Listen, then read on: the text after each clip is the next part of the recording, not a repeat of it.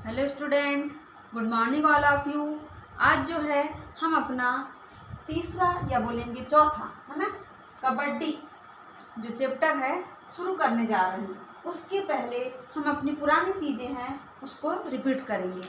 देखिए, सबसे पहले हमने इस पुस्तक में, हिंदी की पुस्तक में सीख नामक कविता पढ़े थे, है ना।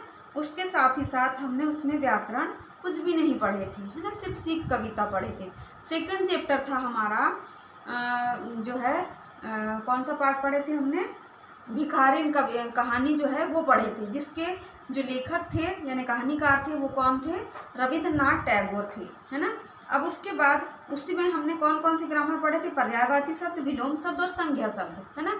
3 चीज़ें हमने पढ़े थे। और उसके बाद तीसरे नंबर पे हमने कौन सा पार्ट पढ़े थे, हिम्मत की मिसाल अरुणिमा सिन्हा, है ना, जो कि एक साक्षात्कार था। और उसमें हमने उनकी जो गुरु हैं बछेंद्री पाल जी के बारे में भी पढ़ा था। और साथ ही साथ हमने उसमें कौन सी ग्रामर पढ़े थे, समुच्चय बोधक शब्द पढ़े थे और विशेषण पढ़े थे, है ना, समुच्चय बोधक शब्द और विशेषण पढ़े थे।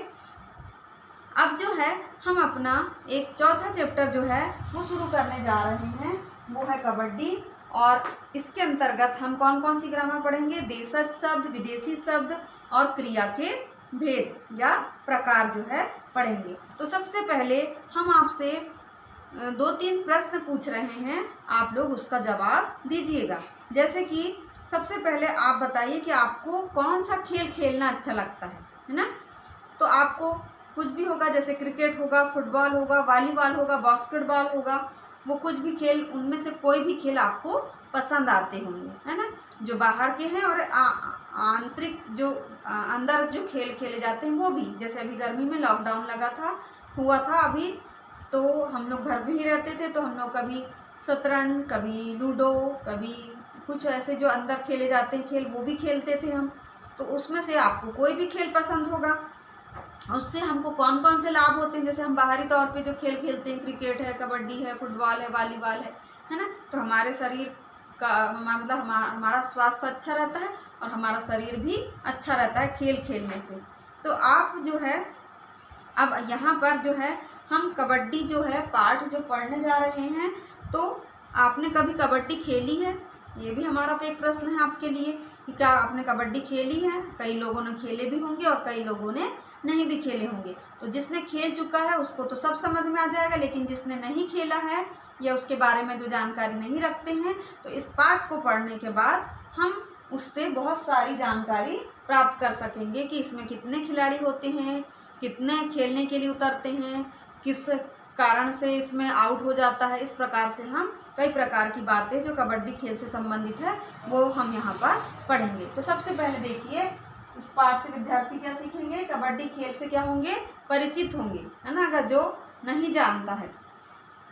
उसके बाद साथ ही साथ में खेल भावना के महत्व को भी जानेंगे कि खेल में हार जीत होती है, कभी हमको एक दूसरे को नीचे दिखाने के लिए नहीं करना चाहिए, है ना। तो इस प्रकार से हमको कई प्रकार की जो मतलब आदतें हैं उनका भी हमको पता चलता है। तो आज हम अपना चैप्टर जो है थोड़ा सा शुरू कर रहे हैं। देखिए, सभी लोग बुक खोल लीजिए। 36 नंबर का जो पेज है ना, मतलब 36 नंबर का जो पेज है वो आप लोग निकालेंगे, यानी कि पार्ट 3। अब देखिए, कबड्डी एक ऊर्जा और ताकत से भरपूर खेल है जो मुख्य रूप से भारत में खेला जाता है। यह खेल जितना भारत में लोकप्रिय है उतना ही नेपाल, बांग्लादेश, श्रीलंका और पाकिस्तान में भी खेला जाता है। कबड्डी तो बांग्लादेश का राष्ट्रीय खेल है। राष्ट्रीय खेल कहाँ का है, ये बांग्लादेश का है। कबड्डी को तमिलनाडु में चादुकट्टू, पंजाब में कुड्डी, आंध्र प्रदेश में चेडुगुडू और पूर्वी भारत में हुतुतु, बांग्लादेश में हद्दू और मालदीव में भौतिक के नाम से जाना जाता है। यानी इसके क्या क्या नाम हैं अलग अलग, वो यहाँ पर बताया गया है। कबड्डी की लोकप्रियता को देखते हुए इसे एशियाई और राष्ट्रमंडल खेलों में भी शामिल किया गया है। कबड्डी 5 भारतीय राज्यों, कौन कौन से हैं वो, तमिलनाडु, बिहार, आंध्र प्रदेश, तेलंगाना और पंजाब का राज्य खेल भी है ना। अब आगे देखिए, सेकंड पैराग्राफ में, कबड्डी की लोकप्रियता का आलम यह है कि यह लोकप्रिय क्यों हो गया, है ना, ये सबसे ज़्यादा क्यों पसंद करते हैं इसको लोग कि अब तक इस पर आधारित कई फिल्में बन चुकी है। परदेश, हुतुतु, कबड्डी तथा बदलापुर वॉयस प्रमुख है। बदलापुर वॉयस है ना, प्रमुख है। पुरानी फिल्म गंगा जमुना में भी कबड्डी के खेल को दर्शाया गया था, इसलिए ये क्या हो गया है, खेल लोकप्रिय हो गया है। अब आगे देखिए, इस खेल का उद्भव भारत में माना जाता है, यानी जन्म जो है भारत में माना जाता है। यद्यपि कोई औपचारिक प्रमाण नहीं है ना, परंतु इसका कोई सबूत नहीं है। पर इस खेल का उद्भव प्रागैतिहासिक यानी पुराने समय से ही, काल से ही माना जाता है। महाभारत में भी इस खेल का उल्लेख मिलता है। एक ताम्रपत्र में भी भगवान श्री कृष्ण और उनके साथियों के बीच कबड्डी जैसे खेल का उल्लेख मिलता है ना। ऋषि मुनियों द्वारा चलाए जा रहे आश्रमों में भी कबड्डी खेली जाती थी, जहां शिष्य शारीरिक व्यायाम के लिए इसे खेलते थे, यानी शारीरिक व्यायाम हो, कसरत हो जाए, इसलिए इस खेल को खेलते थे। आधुनिक कबड्डी उसी का संशोधित रूप है। पुराने ज़माने में जो खेल खेले जाते थे ना, तो उसी का क्या है, संशोधित रूप, सुधारा हुआ रूप है। 1936 में इसे बर्लिन ओलंपिक्स में शामिल किया गया, जिससे इस खेल को बढ़ावा मिलने लगा। उसके बाद 1938 में कलकत्ता में आयोजित भारतीय राष्ट्रीय खेलों में इसे शामिल किया गया। जो सन है, बच्चों से ध्यानपूर्वक सुनेंगे और अंडरलाइन भी करते जाएंगे। कबड्डी के प्रचार प्रसार का नियमन के लिए 1950 में अखिल भारतीय कबड्डी फेडरेशन का गठन किया गया, जिसके तहत इस खेल के औपचारिक नियम तय किए गए।